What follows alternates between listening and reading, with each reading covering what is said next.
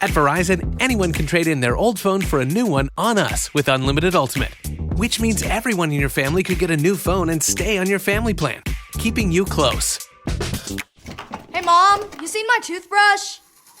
Yeah, I'm almost done with it. Oh, maybe too close. Trade in and additional terms apply. See Verizon.com for details. Now Taxes is 100% free when you file in the TurboTax app if you didn't file with us last year. Oh, yeah? Yeah, just do your own taxes in the app by 2/18. What if I have lots of forms? All good, all 100% free. What if I had 3 jobs? Still 100% free. What if I once saw Bigfoot? That has nothing to do with taxes, so still 100% free. Now that's what I'm talking about. Now this is Taxes. See if you qualify in the TurboTax app. Excludes TurboTax Live, must start and file in app by 2/18. Hi, I'm Case Lowe, co-host of the Open the Voice Gate podcast. The one question I'm constantly asked when it comes to Dragon Gate is how do I get into the promotion? Well, stop asking and start listening to the Open the Voice Gate podcast, released every Wednesday on the Voices of Wrestling podcasting network. For exclusive news and show reviews, look no further than the leader in Dragon Gate coverage, Open the Voice Gate. This podcast is a member of the Voices of Wrestling podcasting network. Visit voicesofwrestling.com to hear the rest of our great podcasts, as well as show reviews, columns, opinions, and updates across the world of wrestling. Welcome to Jumping Bomb Audio.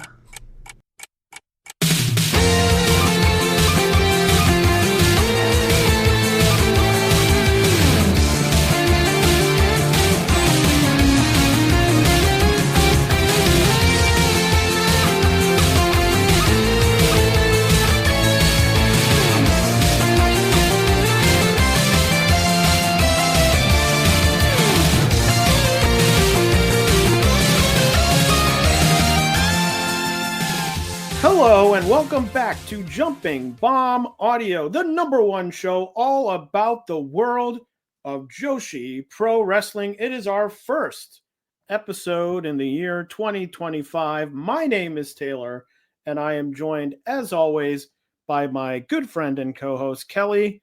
Kelly, how are you doing? I'm all right. We are so back. Before we get into things, I just want to thank everyone that sent any kind words in the past couple of weeks to me. Shit got worse in 2024, if you can believe that. Dad died, so that was not cool. They got him. But you know what? 2025, new year, it's already going pretty good. So we're going to hopefully keep this momentum going and have a good show. Taylor, how was your holidays? It was good. It was very relaxing. Good. And now we're here in 2025, as you said, new year, but we still got some same good old Joshi to talk about. So before we dive into it, of course, we have to put in the plugs. Follow us on Twitter at JBombAudio. You can follow Kelly at Comic Geek Kelly. You can follow me at Tay Mambo. Subscribe to us on your podcast app of choice, and if that app of choice is Apple Podcasts, we would really appreciate a 5-star rating and review. And if you're feeling extra generous, you can donate to the show at redcircle.com/shows/jumping-bomb-audio. So we're going to get right into it. Actually, not going to do any real in-depth show reviews today. What we're going to do, we've got so much to cover. We're just going to sort of bounce around all the different promotions that had all Christmas shows, New Year's shows, 2025 shows, 2024 shows. We're going to talk about it all here on the show, starting with Stardom. Stardom had a number of shows in the last 2 weeks, starting with a show on Christmas Eve. December 24th had 2 title matches. Mai Sierra defeating Momo Kogo to retain the high-speed title. Miyu Amasaki defeating Sayaka Kurara to retain the Future of Stardom title. And they had another New Blood show on the 26th where they had new champions, new blood tag team champions. Empress Nexus Venus, Hanako, and Waka Tsukiyama defeating Azusa Inaba and Rina to win those titles. But the biggest show of the last 2 weeks for Stardom was on the 29th, their year-end big show as always. Kelly, I know you watched this one. What do you think of this show overall? I thought this show was tremendous. This may have taken the spot of show of the year in 2024 for me. I agree. I think it was easily the best show of the last 2 weeks. Not to put a damper on the other shows that we'll talk about, which had a lot of fun things, but an excellent show. Really felt like classic Stardom.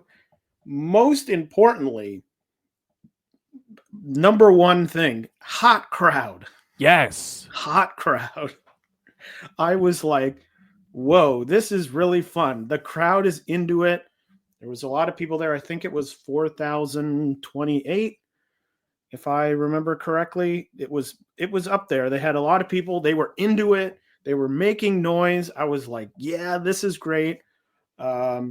This show ended up having my Stardom match of the year on it, sneaking in 2 days before the calendar flips with Starlight Kid and Natsupoi, which I went 5 stars on.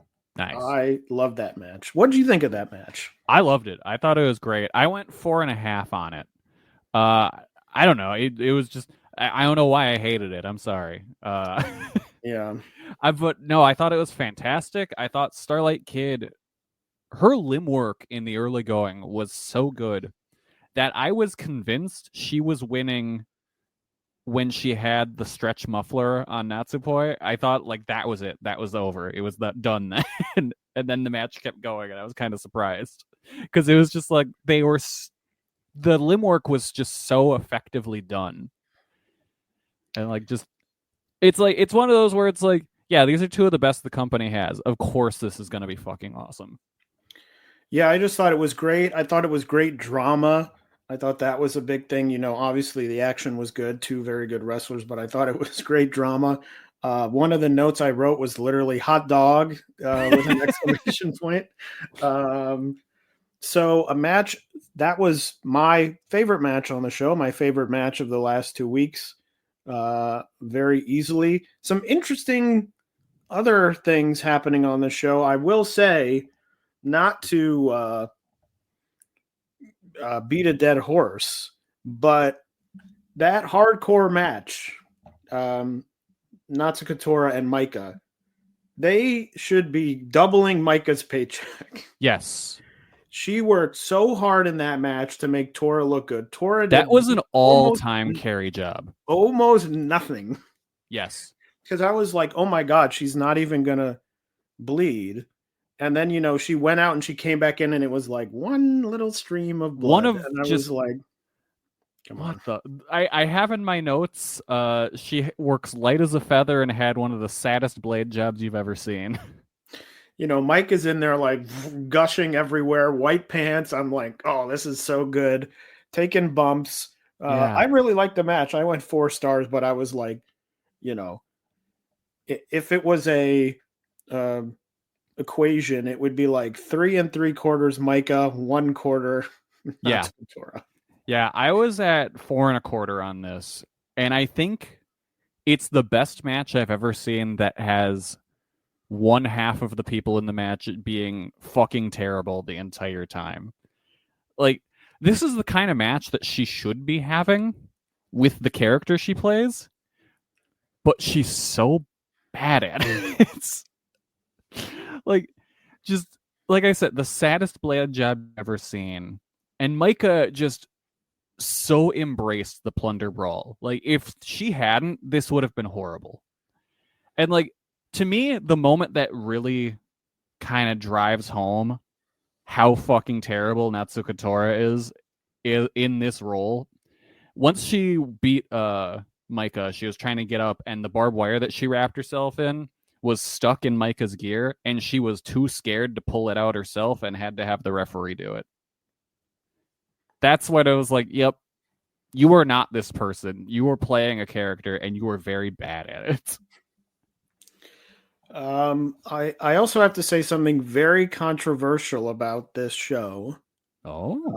Which may end this podcast 15 minutes into 2025 as we record. I thought Daichi was really good on this show. Daichi has improved leaps and bounds. I thought he was really good. I really noticed it during Iwata and Seriano. Yeah. When I thought he was really good scolding for the punch.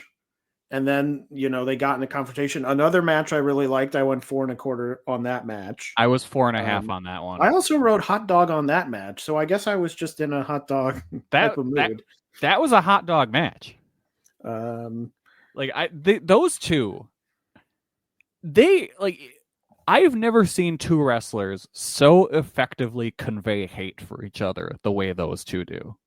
And it's not like they're, I'm stabbing you in the head, I'm shooting you with a gun. It's just the way they just hit each other seems so mean in every way. Yeah, and Iwata is very intense. Yes.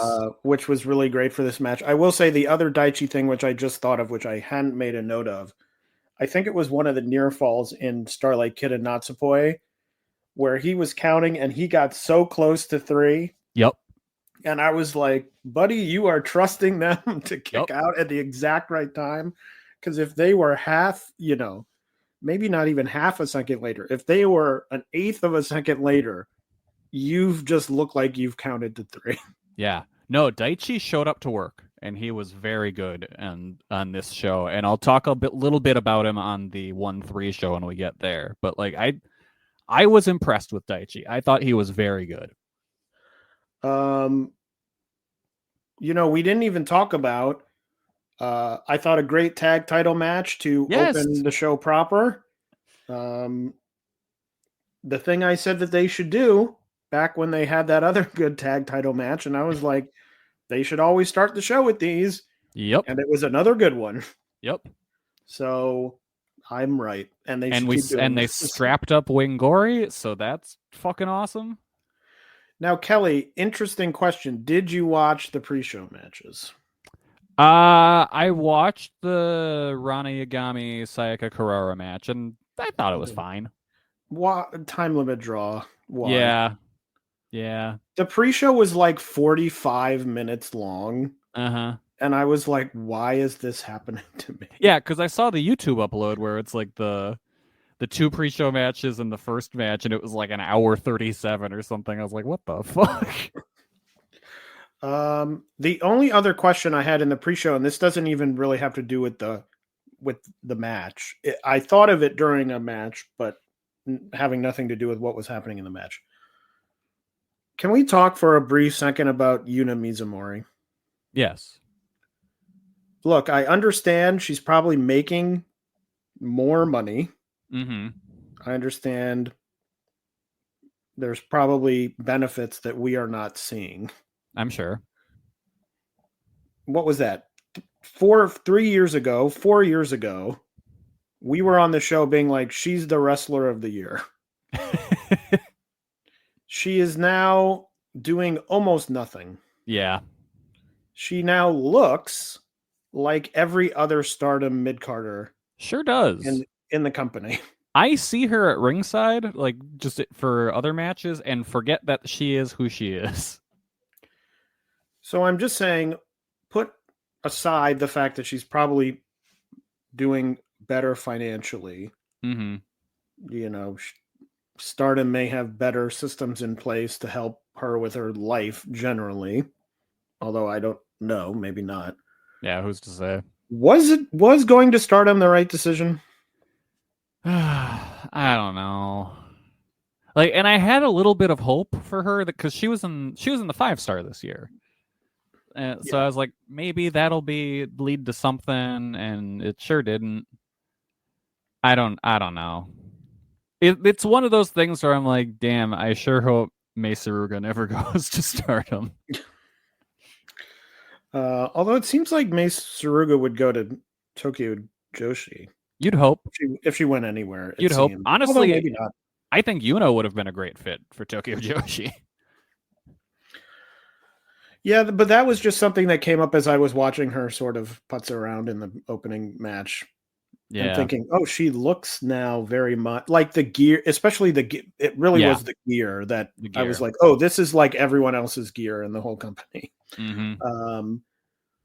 So anyway, that was that. The other two. There was the Siri Konami match that was. Well, yes. I was going to say the only other two big matches we haven't talked about, although could this be considered a match, was Siri defeating Konami in 33 seconds, which I didn't look too much up about this. Was it a planned finish? I think so, because like as soon as she went for the kick, then Hate ran in. Like there was no time for anyone to figure out like if Konami was not KO'd or something. So I think it was planned from the beginning. This was just an angle to debut Maya Fukuda of all people. Who I believe is now going by Kyoka Kotatsu. Something like that, yeah. But that was weird because she just sort of stood there and it was like, what's happening here? Yeah. Oh, I want to be in God's Eye. Okay, you're in. What a just cool. God's Eye has now gotten too big. How many people do they have? I saw a group photo of them on Instagram or something, and I was like, that is entirely too many people. Let's see. God's Eye. Oh. I have to be exact. It's like, can Siri and Konami just have a match? Okay. Can we just let them wrestle? 1, 2, 3, 4, 5. Well, are we counting Alice Inc., the Scandinavian Hurricane, as a current member of God's Eye? You know, I don't think I would. Okay. 1, 2, 3, 4, 5, 6, 7, 8, 9. 9 members. That's too many. I believe is the count. I mean, 1 is Nanami, so I'll say 8. Yeah. That's a lot of people. Well, and now 9 because Maya Fukuda / Kyoko Kotatsu. If that's not her name, it's going to be very weird that I keep saying that name over and over. But anyway. And then, of course, the main event. Kelly, how do you feel about that? How do you feel about Evil Saya winning the title? I think she has improved as a heel since we last discussed her. I don't think she's great at it yet, but I think she's much better than she was. I thought the match itself was pretty good. It got a little long to me, but I don't know. Looking at the time, I guess it wasn't that bad. I did enjoy kind of the callback to Saya's injury from, what was that, last year or the year before, against Tom, and kind of like doing the dive successfully and then just getting like, yeah, I'm not dead this time. Like, I thought that was good. So, I think it's a good time for her to be champion. Like, I think this is a good kind of, let's see if it works or not. So I overall liked the match. I don't think it was underwhelming as a main event with everything else that was on the card, but I thought it was solid enough. I ended up just going 3.5, but like an enjoyable 3.5. I will say generally, I really hate the gimmick of, oh the ref is telling me, stop, you have to stop. She's so injured. Yeah. And then it's like, hey, I'm not injured. I'm like, this is stupid. Yeah. Because why is the ref stopping it right now? Mm-hmm. Like, oh, you just got hit with a big power bomb. Wouldn't the ref be like, hey, that person's probably really hurt right now? It was pretty bullshit free until like the very end. It's just a thing that always bothers me because it requires a total suspension of how 95% of the rest of wrestling works. Yeah. Which is that the ref is not stepping in going, stop, because if the ref is stepping in and going, stop, the match is over. Like, she's too injured to continue, and the ref wants to go, stop, then the match has to end. Mm-hmm. Because, why? Oh, well, now she's really injured. Oh, yeah. Okay. Oh, okay. Yeah, sure, great. Yeah, Yeah, we'll see. It was so funny though, because Starlight Kid Natsupoi ends. I'm like, yeah, heck yeah, Starlight Kid, Wonder of Stardom title. They're putting the belts on these really good people now. Wingori, yeah, here we go. And then it was like Saya, and I was like, look, better than Natsuko Tora. Yeah. No, I think I'm just excited about that. But my a favorite really part of that match was really not even something that happened. It was something that I thought happened. So when they were hanging Tom with the chain, you had Sari and O run up and start attacking people to try and save Tom. But I thought it was Daichi at first, and I thought Daichi had just had enough and started throwing hands with hate, and I was like, fuck yeah, this is great. Wow, Daichi comes out of this show the best. Yeah, he does. Daichi and then Starlight Kid, probably. Yeah. And Yeah. Micah. Yeah. But yeah, great show. Let's cross our fingers and do other things to hope that whatever happened to this crowd, it should happen to every other crowd that Stardom has. Yeah, keep it going. Because they were into it, and it was great. I was like, oh my God, a Natsupoi match and a Soraya No match where people are acting like exciting things are happening. Mm-hmm.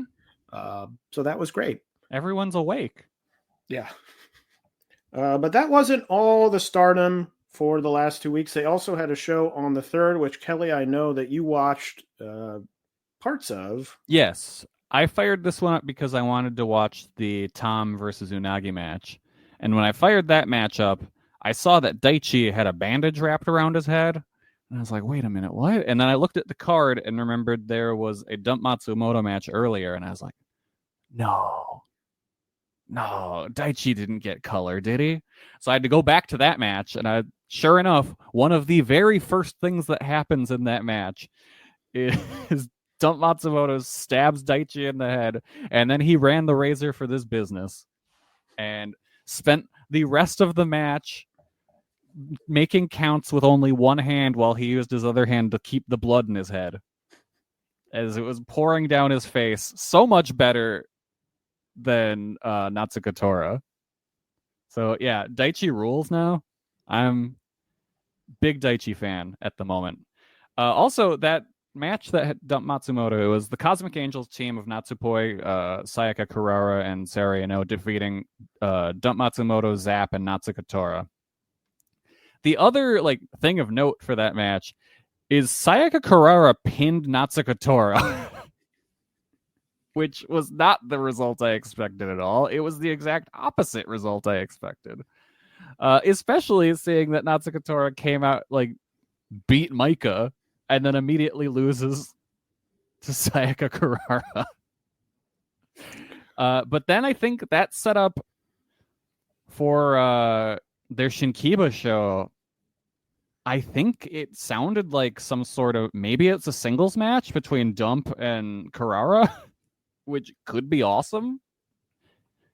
So I'm looking forward to whatever that is. I'm assuming it's going to be a tag, but regardless, it seems like the core bit of it will be Dump fighting Sayaka Kurara, and sure, why not?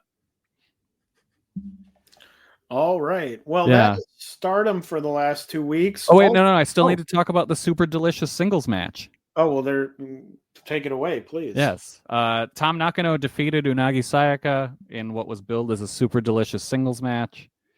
I loved the opening of this match because they just slapped the shit out of each other. And it got to the point where, Unagi took Tom to the ground and Tom went for a triangle choke. And I kind of thought it was a UWF rules match, and I just didn't know that. It was very weird. There was... So Tom wins, and it's kind of just a good way for her to get her heat back after losing the title. I think Cage Match said this match was something like a Stardom career versus Stardom name, and I don't entirely know what that stipulation means, but I'm assuming that Unagi is either not called Unagi or she is just done with Stardom forever now. Was not clear on that, but there was some sort of stipulation. But regardless, good match. I went 3 3/4. So that was all the Stardom for the last 2 weeks. Marigold also had a big show on the 3rd. That was their first Dream show, headlined by Utami defeating Seri for the Marigold World title. By far the best match on the show. If you're short on time, the only match I would recommend on the show. If you're maybe slightly less short on time, I would recommend the top 2 matches on the show. And if you have all the time in the world, I would say watch the top 2 matches on the show. Taylor, you're gonna have to sell me on this 25-minute My Sakurai match. Well, let me first talk about at the bottom of the card. You think a 25-minute My Sakurai match is long? How about a rookie in her first match going over 22 minutes? Why are we doing this? Okay, so the show started. They had this Rumble. The Rumble was fun. Lots of people. They had Ice Ribbon wrestlers. You know, Sonny was on commentary being like, hell has frozen over. Ice Ribbon is in a Horacio Gawa promotion. Ha, ha, ha. Which was funny. You know, and there were some fun wrestlers in it. You know, Momoko Hanazono was in it. You know, Flying Penguin was in it. Of course, Flying Penguin then teaming up and being betrayed by Hummingbird in the middle of the match. So that was fun. I was like, okay, this is cute. A nice Rumble. You know, lots of shows do Rumbles at this time of year. I was like, oh, yeah, that was fine. Yuki Mishiro won. I'm like, oh, that's cool. Okay, here we go. It's a Mirai singles match with a debuting wrestler again. I'm like, oh, God. Remember last time when she went to a time limit draw? Yeah. With a wrestler who had 0 matches? And then it happened again. I'm like, what is going on here? So we're supposed to think Mirai sucks, right? Well, okay, I will say this. The last time this came up, and I was like, why the hell is this happening? People were like, oh, you don't understand. She's the trainer, so she's just sort of like testing what they can do. And I'm like, well, I don't give a shit about that. Yeah. Like, I don't watch basketball and think, oh, there's a rookie. I hope they spot him 10 points. Yeah. To, you know, see what's going on. To me, Mirai, you're a big loser. You can't beat a rookie in, and also I should say, you know, Seri was going, you know, having her in a submission and going, tap out, tap out. I'm like, you look like a sucker. Like, they go to this time limit draw, and then they're like, I'm like, oh God, Jesus, a time limit draw. That was so long and ugh. And then they're like, we want more time. And I'm like, oh God, why? You know, I will say Seri Yamaoka, very solid, had some really good suplexes. Every match in Marigold is like so long. Yeah. Why was this 22 minutes long? I don't want to see people who have wrestled for 5 years wrestle for 20 minutes in the opening match, much less someone who's wrestled never, 0. It's just like, it annoys me so much. It's why it like Rossi doesn't have it anymore. I don't think he ever really had it, to be quite honest. Well, but dude's a terrible booker. And it's another thing where it's like, okay, maybe if this happened once, you'd be like, oh, interesting. Although the first time it happened, I didn't say that either. But there are so many people debuting in this company. You know, we're in the Rumble. The Rumble is like 50% like, oh, hey, this person debuted last week. Mm-hmm. Oh, this person, they debuted last week too on the same show.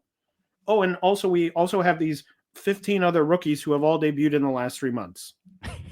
I'm like, oh, cool. Jesus. Like, you can't keep them straight. And you're like, okay, Seri Yamaoka, she's a super rookie.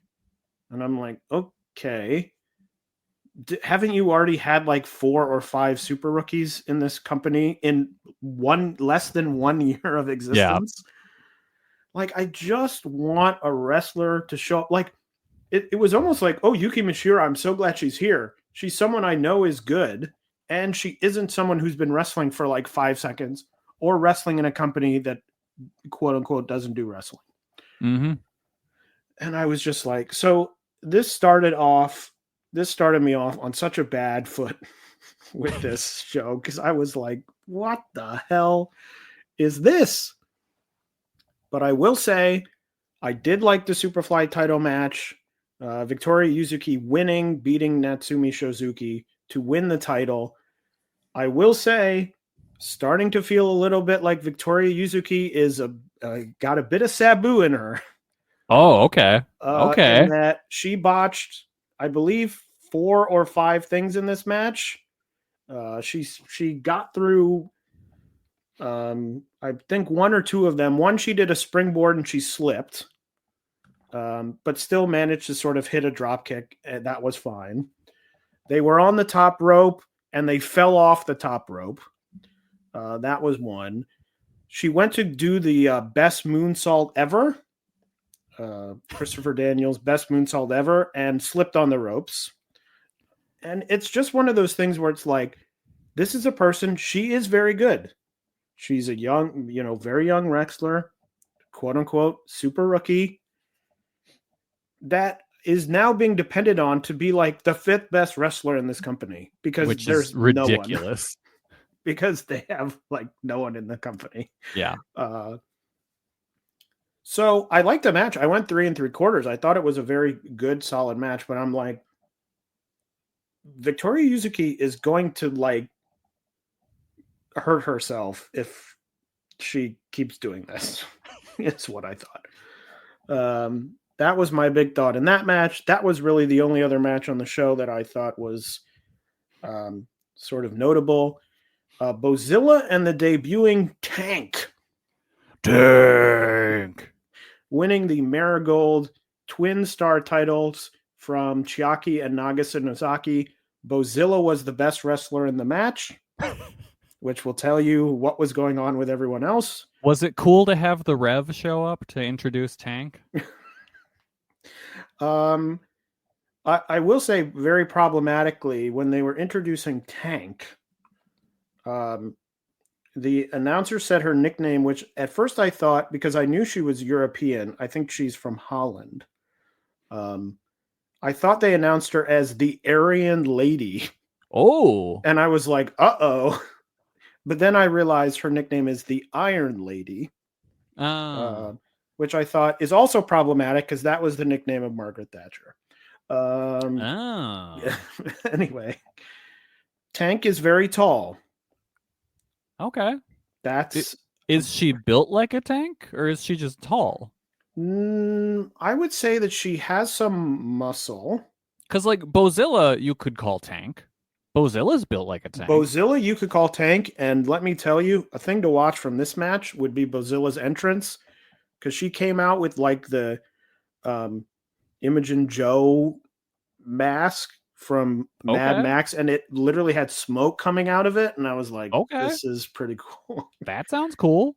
I would say Tank needs a lot of work. At Verizon, anyone can trade in their old phone for a new one on us with Unlimited Ultimate, which means everyone in your family could get a new phone and stay on your family plan, keeping you close. Hey, Mom, you seen my toothbrush? Yeah, I'm almost done with that. Oh, maybe too close. Trade in and additional terms apply. See Verizon.com for details. And was by far the weak member of the team, and that's on a team with Bozilla. So not a super rookie. Not a super rookie. And I'm not alone in this, because the match rating on Cage Match is 2.95. Well, Tank has a recorded 37 matches on Cage Match. Yes. Maybe gets better. We'll see. Only other thing to really talk about, Koke Amare retaining the GHC women's title in a match I didn't enjoy. Chico Goto hit possibly the worst giant swing I've ever seen in my life. Oh no. It was like, oh, she's going to get her up for the giant swing. And I'm trying to think of how to describe this giant swing. It was like someone who has never done a giant swing trying to figure out how to do it live in the moment. It was very slow. Koke at no point got extended. She was sort of straight up and down. This was really the match. I just think the roster construction in Marigold is very poor. Yeah. I'm desperate for some good, solid workers. I was like, look, Koke was fine, but she's also the GHC women's title holder in a match going 8 minutes that I thought, this is not great. Like, why do they already have 5 titles? They don't even have 5 like veterans. Yeah. Oh, and by the way, Nanae Takahashi is retiring in 5 months. So great news. And then Mai Sakurai won the frickin' United National title, the pure white title. Like, this match I thought was decent. Like, I would have gone 3.5. But unless they're setting up Miko to defeat Utami very quickly for the world title, which I can't imagine they're doing, Miko is like their only other saving grace wrestler. Yeah. She's very good. She sort of is the way that I think they think a lot of other wrestlers on the roster are, which is young and very talented. And now I'm like, what is she going to be doing? I hope something, because you need her. Especially, I don't know, now that Sari's lost, she's not part of the company. Is she going to disappear? I was about to say, is Sari wrapping up, I wonder? Like, a promotion in 5 months with a top 2 of Utami and Miko Aono, and then number 3 would be You sold Natsumi Shozuki. Out. Yeah, they Natsumi sold out Shozuki. their number 1 to the Fed with Julia. So yeah. Anyway, It kind of like, the more I'm thinking about it, it bothers me a lot with how Wrestle Universe or Cyber Fight or whatever has positioned Marigold as, oh, this is our number 1 Joshi promotion. And meanwhile, Tokyo Joshi's right there. I feel like they spend so much more time promoting Marigold than they do Tokyo Joshi. And Tokyo Joshi just runs circles around Marigold in pretty much every aspect. and requiring payment for big shows. Yeah. Yes, I think you're correct. I'm very interested to see where this promotion goes. 2025, first 6 months, I don't want to see any rookies debut. I don't want them. I don't need them. I would like to see someone who has wrestled for 5 or 6 years debut. Who I think, a solid hand. That would be nice. Who I won't be afraid will mar themselves in the ring. Yeah. Also, the more that time passes, I don't think we have to worry about Mayu making a jump. Now, it could be that maybe she does. I don't think it's happening. Yeah. Because I think, like, Marigold had so much hype and a lot of momentum immediately coming out of the gate. And I feel like they've stumbled so hard to the point where if Mayu made the jump, it is an enormous step down. Yeah. I mean, I would agree with that. But we'll see. You know, you never know. Loyalty can make you do strange things. I'm hoping that being away from Hatman has kind of opened her eyes to be like, oh yeah, he's fucking weird. I mean, I think being around him would remind you he's very weird. Well, maybe he's got like some kind of hypno disc in his hats. Maybe that's why he wears them. Yeah, he's like fucking the ringmaster from Marvel Comics, where he's just going to the circus, and everyone that goes to the circus, he hypnotizes them to give them all their money while they're performing. But anyway, that was Marigold. But he just does that with Joshi wrestlers and the masks he makes them wear. And he's like, oh, more for my collection. Seedling also had a show on the 27th of December. Honori Hana has returned to the promotion. They also had 2 title matches. Ayame Sasamura and Itsuki Aoki retaining the Beyond the Sea tag team titles over the hate duo of Natsuko Tora and Ruaka. Thank God. Yeah. And Seri defeated Nagisa Nozaki to retain the Seedling Beyond the Sea title. Oz has had 2 shows. The December 30th show, Kelly, you want to talk about that show? Yeah, I watched the top 2 from this one. In the semi-main, you had Mayumi Ozaki defeating Sari Ano in an incredibly oddly paced match.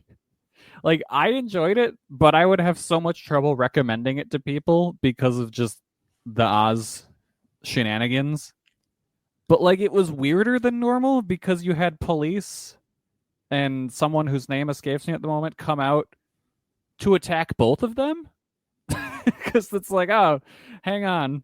I guess we need to beat up both of you because we're both from the group. It was just so weird. And then they teamed up to fight off police and friend. And then they kind of just had a match from there.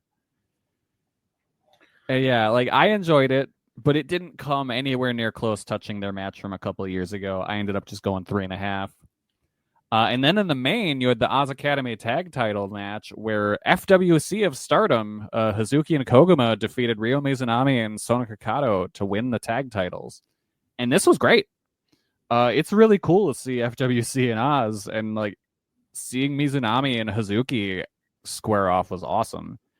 So I am very excited to see who else FWC gets to wrestle in this company. And I went 4 stars on this. It's definitely worth checking out. Yes, and I will say that Ozaki Ano match from a couple of years ago, I believe, is on YouTube and is accessible. And if you haven't seen it, check out that match because that was a very good match. Yeah, watch that match, not this match. An excellent match. Oz Academy also had a show on the 5th where they had a New Year's tournament, Rina Yamashita defeating Zones in the final match. And that show also had an openweight title match, the champion Ryu Mizunami retaining against Unagi Sayaka there. That is Oz Academy. Tokyo Joshi has had a few shows here at the end of the year. The first was on December 29th. Kelly, you want to talk about that show? Yes. So the show from the 29th, the one thing I would recommend is to watch the 5-on-5 gauntlet match. So the rules for this one was 5-minute matches with 2 count falls. And then if you went past the 5 minutes, then it was overtime with 1 count falls. This was awesome. Like, I loved this. You had Shoko Nakajima start for her team, defeating Yoshihiko Hasegawa and Uda Takami. Then Shino Suzuki came out and pinned Shoko Nakajima in what felt like a huge moment for her. Then Shino beat Toga, which was cool because, you know, those two are kind of generational rivals now, and it was nice to see Shino get the win over Toga here. Mocha beat Shino. Then Mocha and Suzume went to a time limit draw, which Suzume eventually won. Then we got a match between Arisu Endo and Suzume that was awesome. Just such a fun sprint between those two. Super good stuff. Then Mizuki beat Arisa Endo and Hazuka Shiro to win. It very much felt like that generational tag from the end of 2023. It didn't reach the heights of that, but I think it was just as effective in kind of getting over the young talent. So this was great. I went 4.25 on it overall. I was very impressed by it. Tokyo Joshi also had their yearly January 4th show. This one was headlined by Mizuki, becoming a 2-time Princess of Princess champion, defeating Miyu Watanabe in 18 minutes and 40 seconds in the main event. Kelly, what'd you think about the show, and what'd you think about the main event? The show I enjoyed. The main event is my current match of the year. I thought it was great, but the ending sure was crushing because I did not want Miyu to lose here. So that was a big disappointment. But you know what? Incredible match. Miyu beat the shit out of Mizuki. Like, those chops were crazy. And it was just like, Miyu felt unstoppable. Like, she was reaching Terminator Yuka levels. And then just Mizuki kind of poured it on and beat her. And, you know, it was a really, really good match. I went 4.5 on it. I was just below you. I went 4 1/4. I was not really all that disappointed because I think it was Mr. Haku. Well, it must have been Mr. Haku at the beginning of the match said that Miyu had beaten everyone who had been Princess of Princess champion who was still currently in the company. And so I was like, well, I guess if she beats Mizuki, then it's like, well, what does she do? Yeah, you got to leave like something for the next run. I feel like they gave her a long reign. She had some really good, notable matches. And I do feel like Mizuki's first reign got cut short. So I was sort of like, okay, I'm fine with this because I like Mizuki. She's really good. The first reign, you know, losing to Miyu Yamashita, I thought was sort of like, why did this happen? So I'm glad that she'll have another chance to sort of, you know, have the title, hopefully have a more lengthy reign. I think that'll be good. So I was okay with it. I really liked the match. As I said, slightly below you, but thought it was very good. And of course, Miyu has established herself as one of the best, I think, in the world. Mm-hmm. So that was great. Kelly, we really have to put all of this aside, though, for what I believe was the most important moment of the entire show, which was Mocha Miyamoto debuting a new look. What? I didn't see it. What? You didn't watch the match? I didn't watch that one. Oh my God. Hang on. I'm going to Instagram. I'm going to find it. My first 2 notes on the match were, wait, did we do it? And this look is good. I have one remaining issue with the look, which is very easily solvable. Okay, I'm looking at it now. She still wears the bow, and I think the bow has to go. Yeah. I think if the bow went, I'm behind the look. They put the skirt now feels less like she's wearing underwear under the skirt because there's some pattern on the thing. The skirt is more, I don't know, something.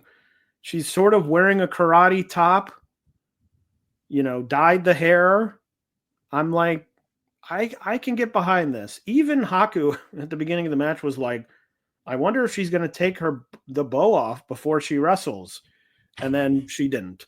So get rid of the bow, and I am supportive of this. Yeah, I like the new look. So we did 2025. It. How long have we been talking about this? Still very much a case of look at all these different fabrics I'm combining. Yes, there's still a lot of different patterns and colors and things. But when she comes out and you say, oh, she is a karate person, you can at least look at it and go, I understand. Yeah, I can buy that now. And not like, no, I think she's a woman who wandered out of the crowd. Yeah. And wants to be on the show. Yes, that was a huge moment. The absolutely disappointing lumber snake death match.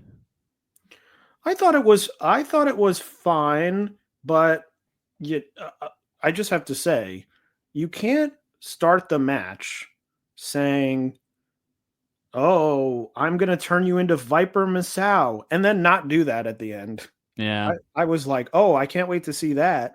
And then she won. I don't know. I have like zero nostalgia or love or whatever for Poison Sawada Julie, so this did just absolutely nothing for me.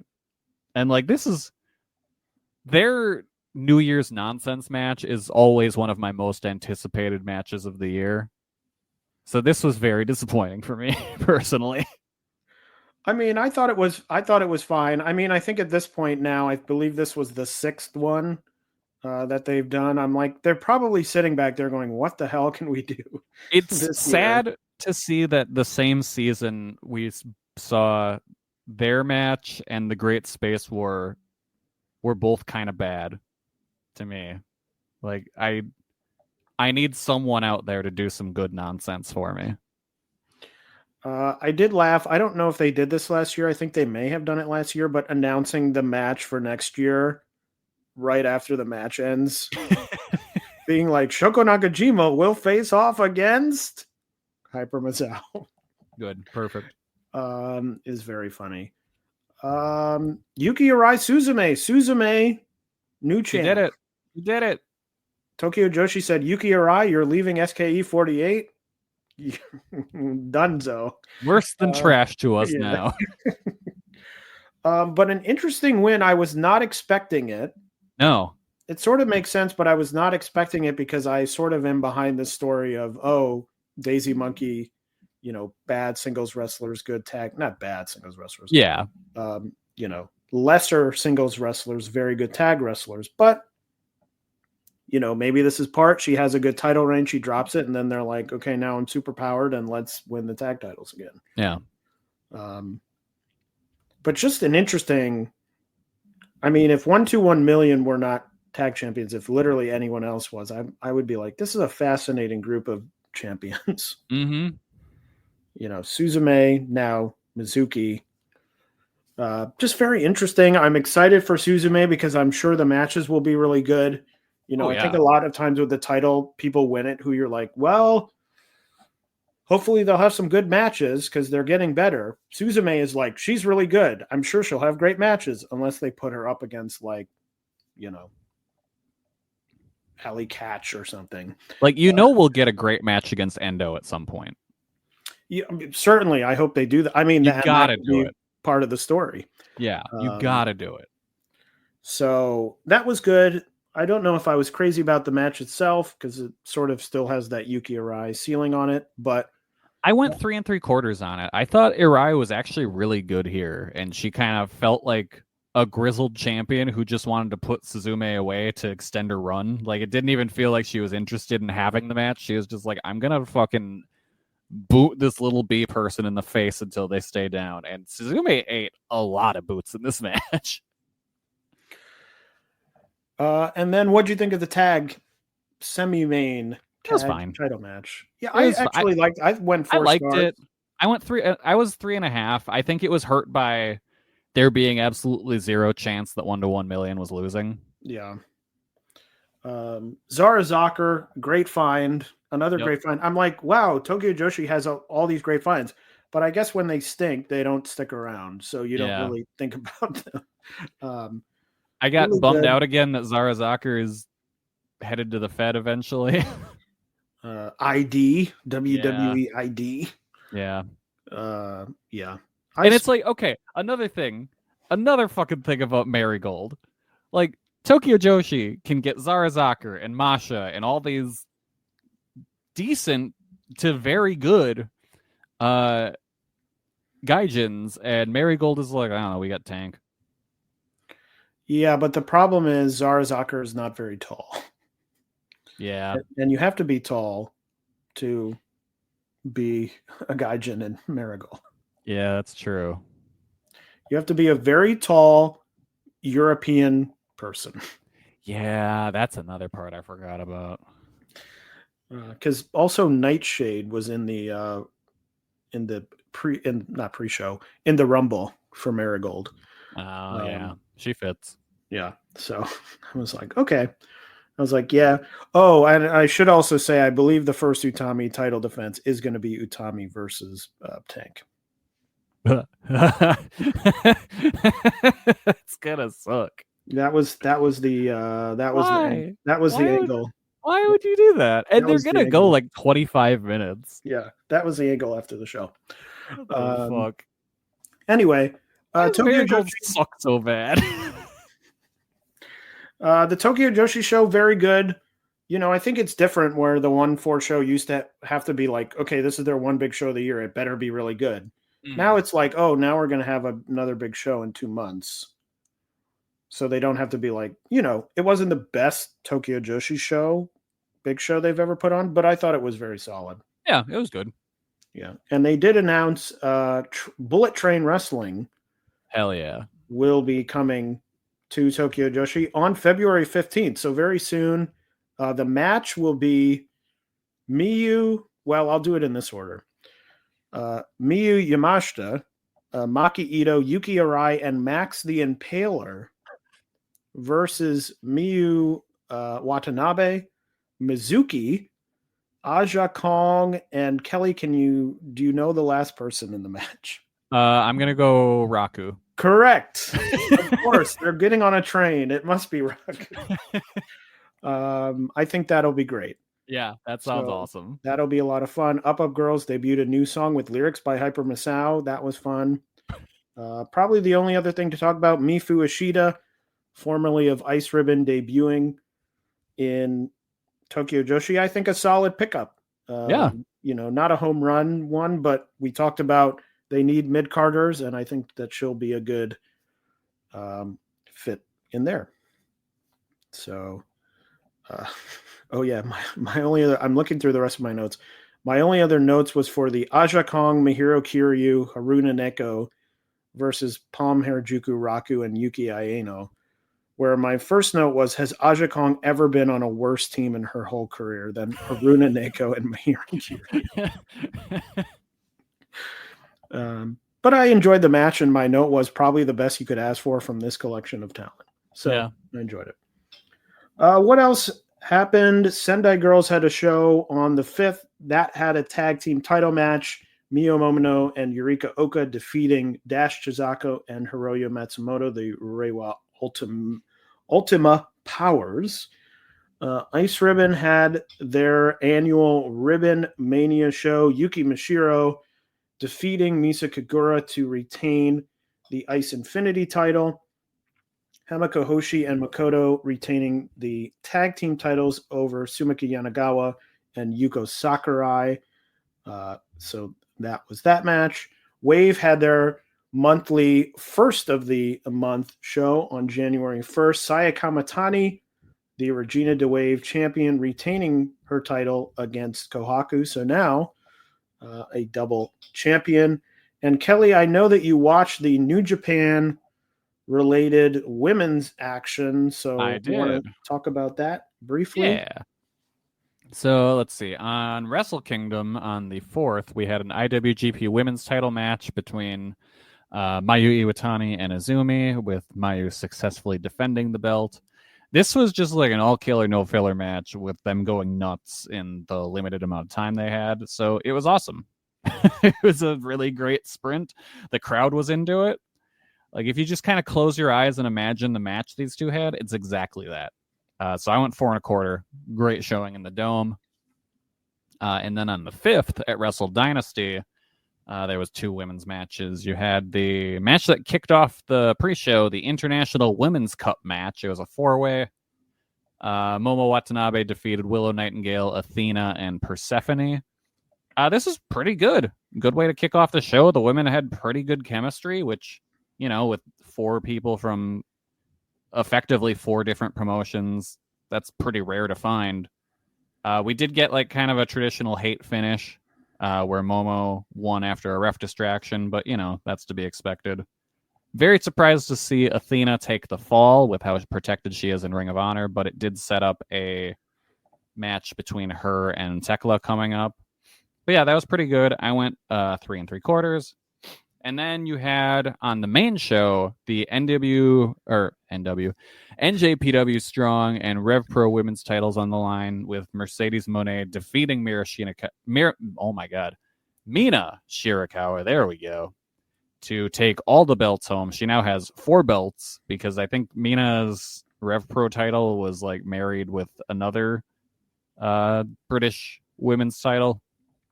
So yeah, Mercedes has just a pile of titles at the moment. And this one, Mercedes continues her streak of great matches. Mina lost here, but she looked really good and controlled most of the match. My one gripe about it is Mina spent most of the match just like destroying Monet's knees, and like that was all really well done until Monet started her comeback with 2 knee strikes immediately. And it's like, okay, I'm not typically a dude that harps on selling that bad, but it's just like, this goes against everything that just happened in the past 5 or so minutes. But like, I don't know. That aside, I really enjoyed it. I went 3 3/4 on that one too. So that is everything that happened in the last 2 weeks of Joshi. But what is coming up as we head into January? As Kelly just mentioned, Stardom has a Korakuen Hall show on January 13th. That will have the Athena versus Tekla Ring of Honor women's title match. That should be good.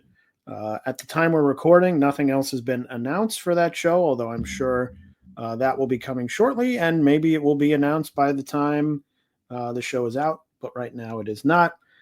Seedling has a show at Shinkiba First Ring on the 17th. Nothing is announced for that show yet. Tokyo Joshi has 3 shows coming up in the next 2 weeks. The first one is on the 11th. That one will have a battle royal to determine the next challenger for the Princess of Princess title.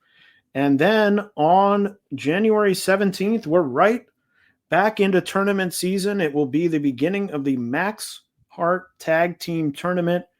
There will be matches on the 17th and on the 18th. So right back into that tournament, always or usually the first tournament of the year, first big tournament of the year. Marigold has a Korakuen Hall show on January 19th. 3 matches announced for that already, 3 title matches that were all in some way set up on their big 1-3 show. Bozilla and Tank. The new tag team champions will face off against Nanai Takahashi and Sari Yamaoka. Mai Sakurai will defend the pure white belt against Nagisa Nosaki in a match people will be banging down the doors to see. Yeah. And then Victoria Yuzuki will defend her newly won Superfly championship against Ice Infinity champion Yuki Mashiro. So that one I'm very much looking forward to. Speaking of Yuki Mashiro, she will be defending her Ice Infinity title on the 13th against Manami Katsu in Ice Ribbon. Some other shows going on in the next 2 weeks. Prominence has a show on January 6th featuring a Kelly match, which is Takashi Sasaki and Risa Sera facing off against Jun Kasai and Dash Chizako. Yep. That's a Kelly match. Yeah. I saw it and I was like, this is a match that Kelly will want to watch. And then Just Tap Out has a show on the 10th with some fun matches. Aoi will face off against Rina Yamashita. Meiko Satomura will make an appearance to face off against Tomoka Inaba. And Misa Kagura will face off against fallen champion Tom Nakano in a match. So a fun card there for Just Tap Out. So next time we're here, we'll probably be talking some Max Heart Tag Tournament. We'll probably talk about the Stardom Korakuen Hall show and Marigold, possibly. But lots to talk about next time. But that is all for this time. So I will throw it over to Kelly for Kelly's Corner. So something I discovered recently is if you want a nice little treat, you take some hot chocolate mix and use coffee for the water. That's what I've been drinking the whole time we've been doing this show. So like chocolate coffee? Yeah. All right. A delicious little treat. For some reason, you said coffee, but my mind translated it to cough syrup. Oh yeah, And I you got to was like- do your hot chocolate lean. I was like, oh no, Kelly, please. Look, Don't do 2024 that. was hard, Taylor. I just want to reiterate, please do not do that. Do not, you can do the coffee, not cough syrup. All right. Well, Kelly, I have to say, sadly, I'm not a coffee drinker. Really? Yeah, I never have enjoyed it. Interesting.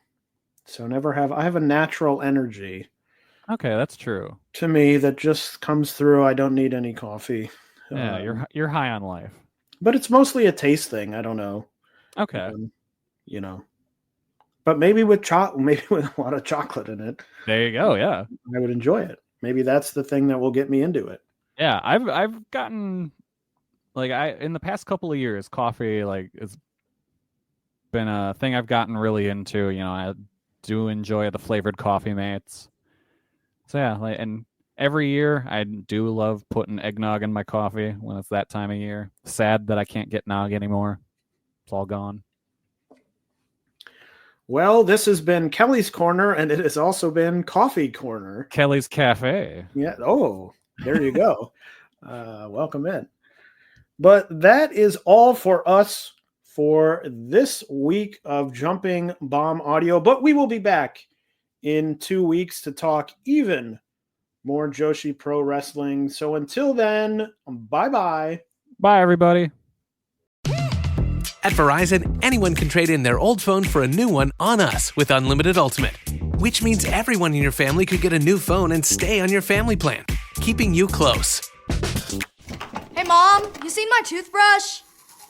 Yeah, I'm almost done with that. Oh, maybe too close. Trade in and additional terms apply. See Verizon.com for details.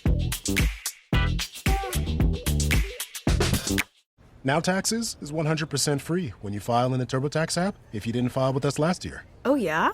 Yeah, just do your own taxes in the app by 2/18. What if I have lots of forms? All good, all 100% free. What if I had 3 jobs? Still 100% free. What if I once saw Bigfoot? That has nothing to do with taxes, so still 100% free. Now that's what I'm talking about. Now this is Taxes. See if you qualify in the TurboTax app.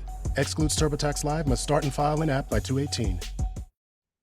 Hey kids, do you like wrestling? Well, we like wrestling too. We are Shake Them Ropes here on the Voices of Wrestling Podcasting Network. Myself and Chris Novembrino kind of doing a lazy river of wrestling criticism, going through the news and whatever happened in stateside television wrestling. And also, you know what? Sometimes we just like to watch old stuff and talk about that too.